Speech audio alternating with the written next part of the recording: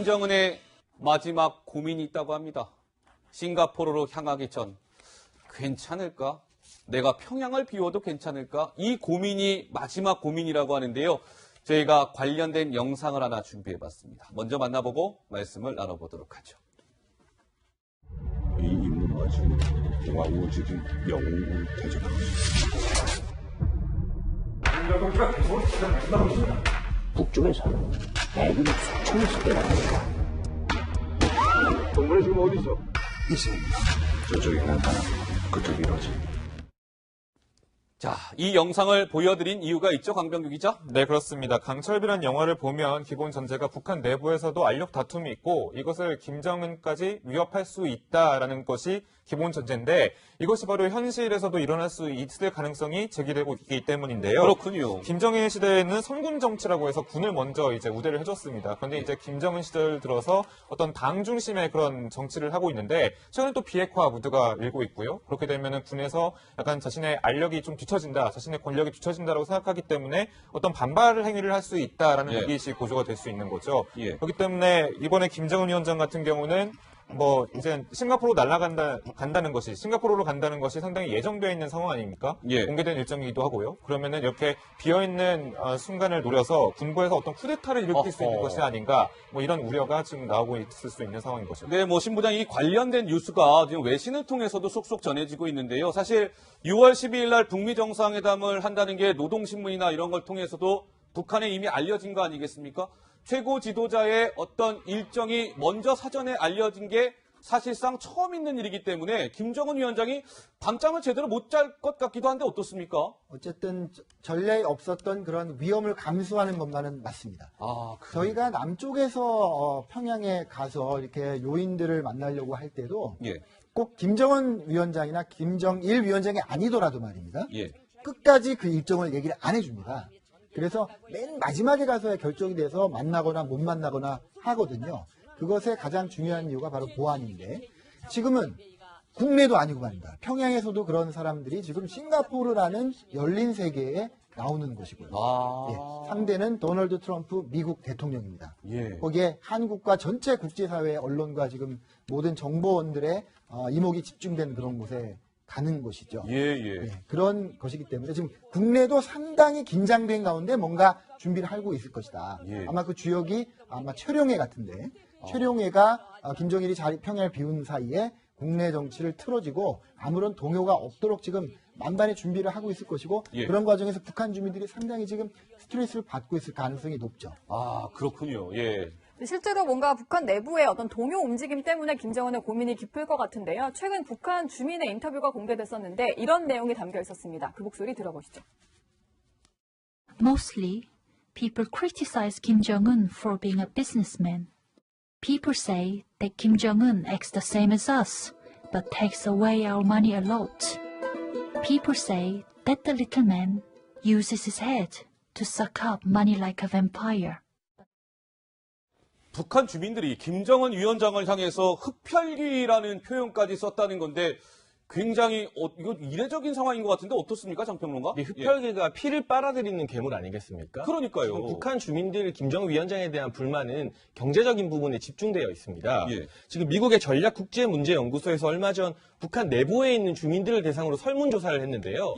북한 주민들이 불만을 가지는 게 세금 외에 북한 당국에서 준 조세로 걷어가는 돈이 너무 크다고 합니다. 그리고 장마당이라고 하죠. 북한 내부의 시장에 대한 통제, 그리고 노임이 적은 것들, 간부들이 뇌물을 많이 받는 것 등 대부분 정치적인 문제보다는 이런 본인들의 어떤 생활에 밀접하게 영향을 끼치는 경제 문제에 대해서 김정은 위원장이 다양한 방법으로 돈을 많이 뜯어간다. 이런 부분에 대해서 불만이 상당하기 때문에 흡혈귀라는 말을 하는 것 같고요. 뭐 일각에서는 지금 남한의 70년대, 80년대와 비슷한 분위기다. 경제적인 자유도는 늘어났는데 정치적으로는 여전히 억압되어 있기 때문에 그 부분 불만이 나오는 것 같고 이런 점을 의식해서인지 아까 말했던 974부대 있지 않습니까? 974부대. 지금 병력 兵力 26,000명으로 증원되었다고 합니다. 어마어마하네요. 단순한 호위 부대가 아니고요. 특히나 김정일 대비 2배 이상 병력과 역량을 증강시키고 있다고 하는데 예. 김정은 위원장 같은 경우 자신을 향한 이런 불만을 인지하고 있기 때문에 네. 이런 식으로 북한 내부 결속 다지기 위해서 병력 증강에도 신경을 쓰고 있는 것 같습니다.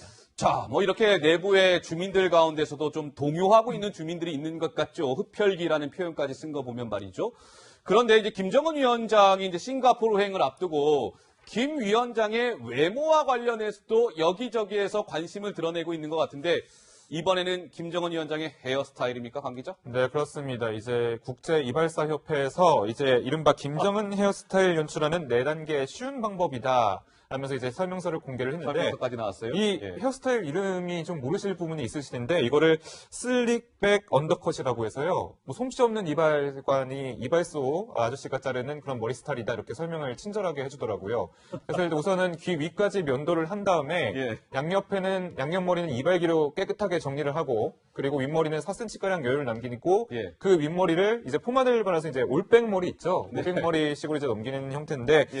이제 누리꾼들한테도 이제 아무래도 이 헤어스타일이 상당히 눈길을 끌었나 봅니다. 직접 그 헤어스타일을 하는 거예요? 예, 지금 보시는 것이 이제 바로 직접 따라하는 누리꾼의 모습을 보시는데, 예. 뭐 일단 지침대로는 다 따라한 것 같습니다. 근데 이제 아무래도 머리 길이라든지 그런 세세한 거는 뭐 북한만의 노하우가 있지 않겠습니까? 예. 그렇기 때문에 포마드를 바른다고 하더라도 완전히 똑같을 수는 없겠죠? 하지만 예. 이렇게 따라하는 모습이 또 인기를 끌고 있더라고요. 예.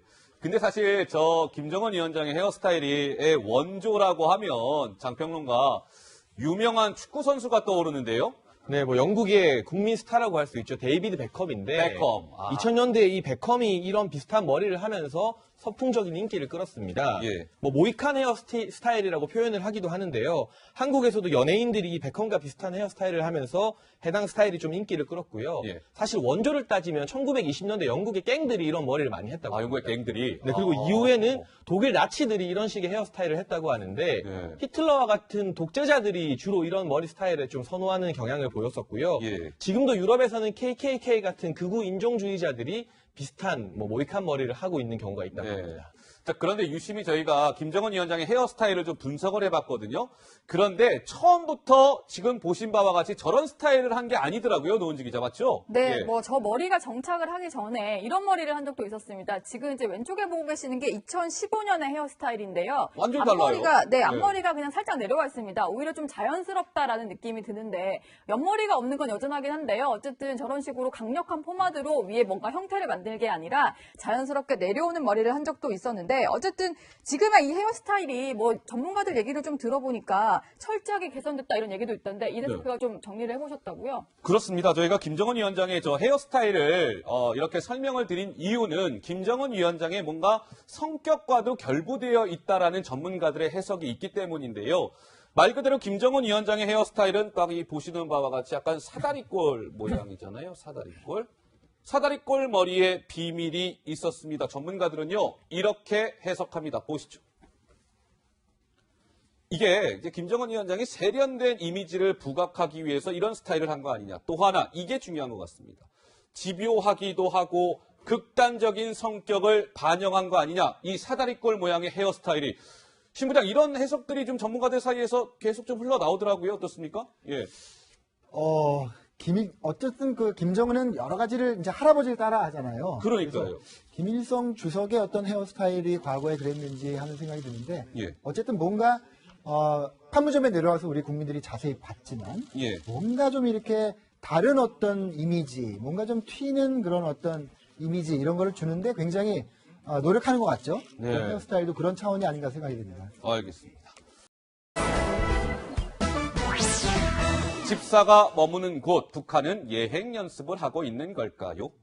자, 노은지 기자, 지금 싱가포르 내에 김창선 국무위원회 부장이 묵고 있는 그 호텔을 우리가 주목해야 되는 이유가 있다면서요? 네, 그렇습니다. 싱가포르 현지 언론에 이런 보도가 나왔는데요. 네. 가능성이 좀 높게 점쳐지는 대목입니다. 트럼프 대통령은 카펠라에 묵고 김정은 국무위원장은 플러턴 호텔에 머물 가능성이 있다. 이런 보도인데 예. 왜냐하면 김창선 부장이 현재 플러턴 호텔에 묵고 있거든요. 아, 그렇군요. 지금 사실 본인이 그냥 뭐 묵는 거에 그치지 않고 미리 내가 한번 잠도 자보고 하면서 사전 점검을 하는 게 아니겠느냐 이런 관측들이 나오는 겁니다. 있습니다. 네. 그래서 좀 정리를 해보자면요. 센토사 섬의 카펠라 호텔이 회담 장소로도 거론이 되지만 이런 식의 분석도 좀 가능할 것 같습니다. 일단 좀 보시면요. 플러톤 호텔 같은 경우는 김창선이 묵고 있기 때문에 네. 실제로 이제 김정은이 넘어갔을 때 김정은의 숙소가 될 가능성이 있고 예. 그리고 카펠라 호텔 같은 경우에는 지금 미국 측 협상단이 묵고 있거든요. 네. 그렇기 때문에 카펠라 호텔은 트럼프 대통령이 묵는 숙소가 될 가능성이 있다. 그리고 뭐 샹그릴라 호텔 같이 평소에 거론됐던 곳이 회담 장소가 될 수도 있겠다. 이런 분석도 나오고 있습니다. 노 기자 눈에 띄는 게 저 플러톤 호텔 바로 옆에 보면 북한 대사관이 굉장히 인접해 있다는 것도 굉장히 장점인 것 같아요. 사실 저런 장점 때문에 지금 현재 김창선 부장이 머물고 있는 것이기도 하고요. 그렇기 어허. 때문에 북한 대사관이 있는 곳에서 가장 가까운 호텔이기 때문에 거기다가 또 5성급의 상당히 조금 보안이 철저한 그런 호텔이기 때문에